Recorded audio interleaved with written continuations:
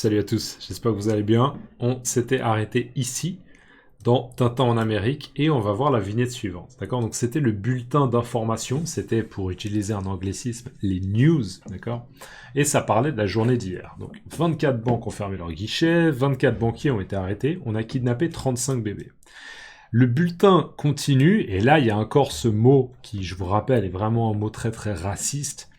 Mais donc, il est dit 44 nègres ont été lynchés. Et donc voilà, nègre, c'est un mot de l'époque qui est extrêmement chargé, hein, extrêmement raciste, qui veut dire des personnes noires.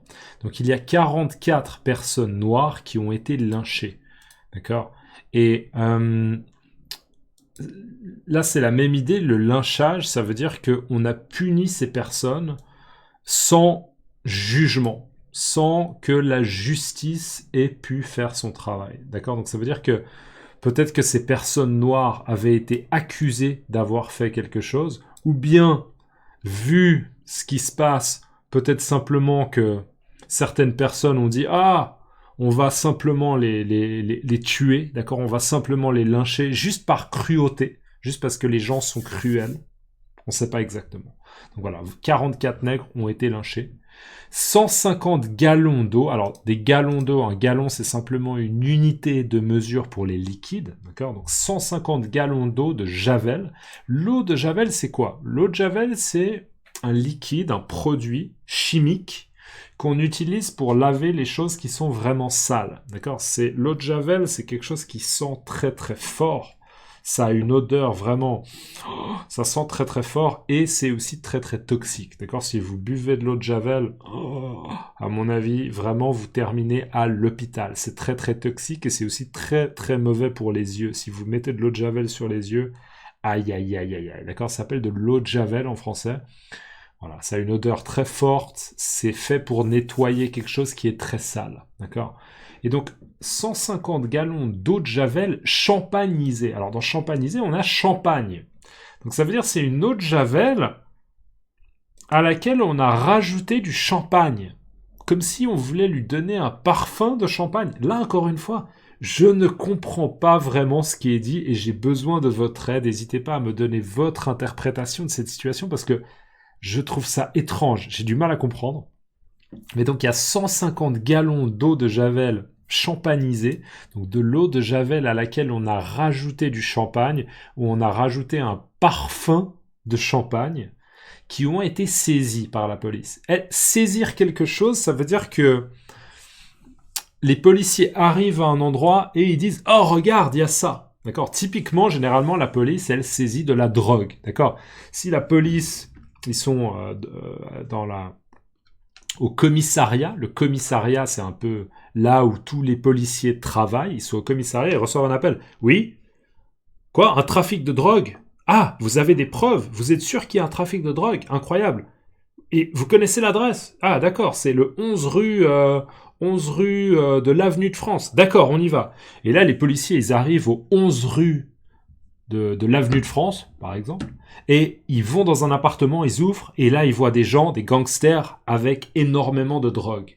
Et donc, ils vont saisir la drogue. Ils vont s'emparer de la drogue, ils vont prendre la drogue, et ils vont arrêter les gangsters. D'accord? Saisir. Ça veut dire qu'on prend simplement quelque chose qui, et n'est pas censé rester aux mains des gangsters, mais qui va être pris par la police. Donc, 150 gallons d'eau de Javel champagnisée ont été saisis par la police. D'accord? Donc la police a pris le contrôle de 150 gallons d'eau de Javel avec un parfum champagnisé. Et le coroner, alors coroner, moi c'est quelque chose que j'utiliserai pas en français, moi j'utiliserais en français le médecin légiste. Le médecin légiste, un médecin légiste, c'est un médecin qui a une formation de médecin, mais qui est aussi spécialiste pour essayer de comprendre comment une personne est morte.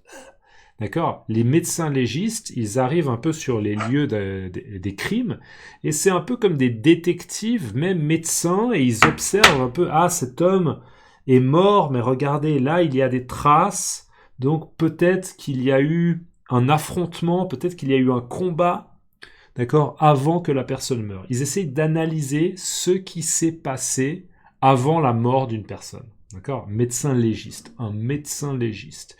Donc, coroner, pour moi, c'est ça. Le coroner et 29 policiers sont à l'hôpital.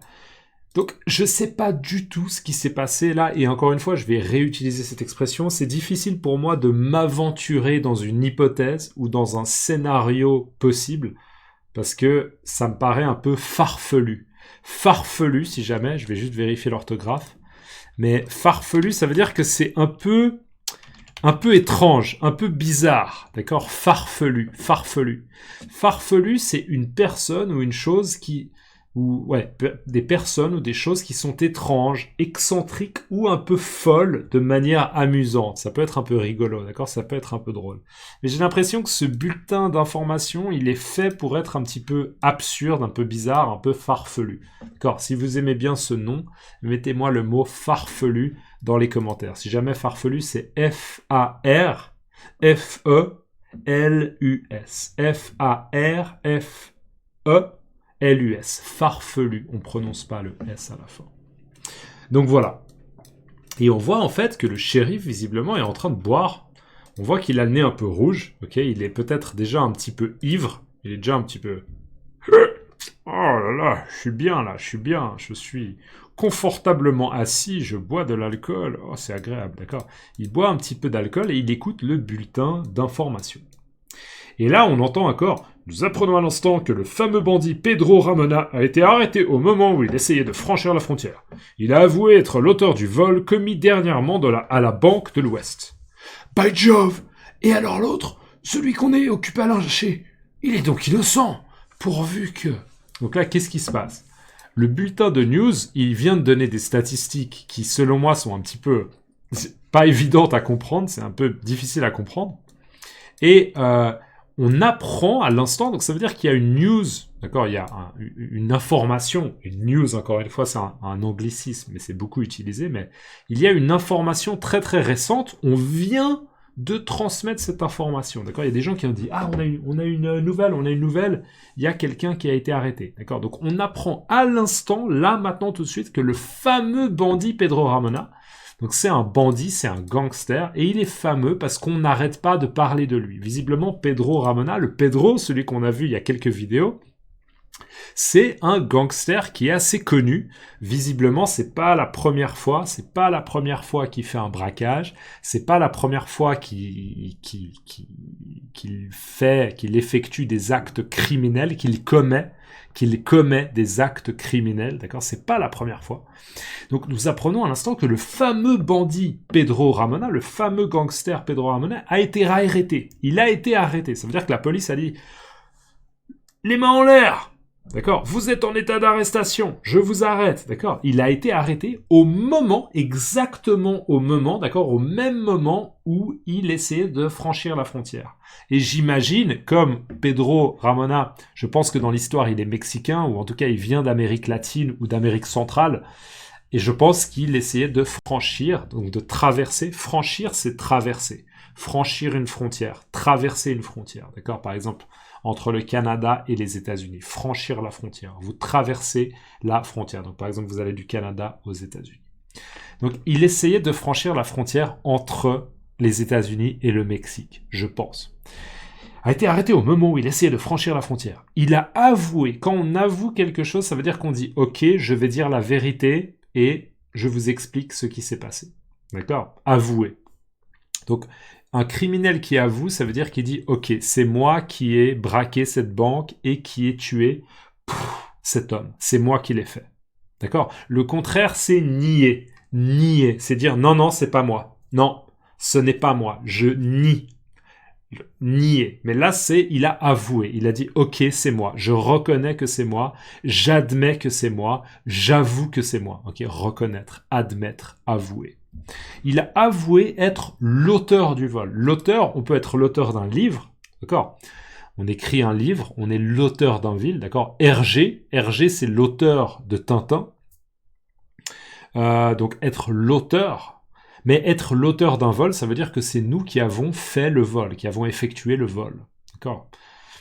Il a avoué être l'auteur du vol commis qui a été fait, d'accord, qui a été commis dernièrement, c'est-à-dire que c'est récent, à la Banque de l'Ouest. Et nous, on sait en effet qu'il y a eu un braquage à la Banque de l'Ouest. Donc, en fait, il y a comme ça un retournement de situation, d'accord, un retournement de situation, parce que à la base, cet homme-là, visiblement, se disait que Tintin était le criminel. Mais là, cet homme entend les informations à la radio, et les informations disent qu'en fait, la personne qui a causé, qui a commis le braquage à la Banque de l'Ouest, c'est Pedro Ramona, le fameux Pedro Ramona.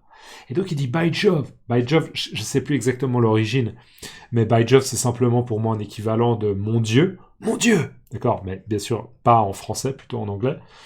Et alors l'autre, donc ça veut dire c'est qui l'autre? Tintin, pour nous on sait c'est Tintin, mais l'autre, d'accord, Tintin, celui qu'on est occupé à lyncher, ça veut dire celui que maintenant certaines personnes, d'accord, ces hommes-là, sont en train de lyncher, d'accord, donc ça veut dire lui là, celui que les autres sont en train de lyncher.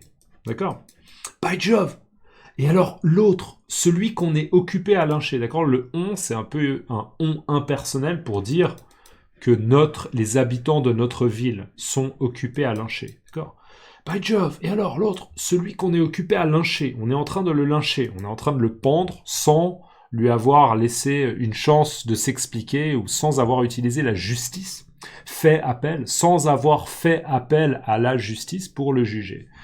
Il est donc innocent. Là, par déduction, il se dit, mais du coup, si c'est Pedro Ramona qui est l'auteur du braquage, ça veut dire que Tintin, en fait, l'homme là, Tintin, il est innocent. D'accord? Et quand on est innocent, ça veut dire qu'on n'a pas fait quelque chose. On n'a pas commis un crime. Être innocent. D'accord? Le contraire, c'est coupable. Coupable, innocent. Coupable, innocent. Donc en fait, qui est coupable? C'est Pedro Ramona, et donc Tintin, il est innocent. Et pourvu que, ça veut dire quoi pourvu que? Pourvu que, c'est une expression qu'on utilise au moment où on souhaite quelque chose, d'accord? Si vous, demain, vous avez organisé un barbecue dans un parc avec des amis, peut-être que vous dites, pourvu qu'il fasse beau. Vous n'avez pas envie qu'il fasse moche. Vous n'avez pas envie qu'il pleuve, qu'il y ait de la pluie. D'accord? Vous dites, pourvu qu'il fasse beau. J'ai envie qu'il fasse beau. D'accord? J'ai envie que le temps soit clément. D'accord? Qu'il fasse beau. Pourvu que. Et on comprend en fait que cet homme dit, j'espère que Tintin n'est pas déjà mort. Qu'ils ne l'ont pas déjà lynché. Voilà. D'accord? Donc, by Jove! Et alors, l'autre, celui qu'on est occupé à lyncher, il est donc innocent. Pourvu que. D'accord? Et là, on voit quand même que il finit son petit verre, d'accord? Et peut-être qu'il s'apprête à aller dire « Attendez! Cet homme est innocent. Là, cet homme-là, Tintin, il est innocent. » On verra ça dans la prochaine vidéo. Ok? Dites-moi comment on dit « pourvu que ». Est-ce qu'il y a une expression plus ou moins équivalente à « pourvu que » dans votre langue? D'accord? Dites-moi comment on dit « pourvu que » dans votre langue. Et surtout, s'il vous plaît, écrivez-moi « pourvu que » dans les commentaires. Comme ça, je peux réviser ou apprendre des nouvelles expressions. Merci beaucoup. On se voit dans la prochaine. Et un grand merci à toutes les personnes qui me soutiennent.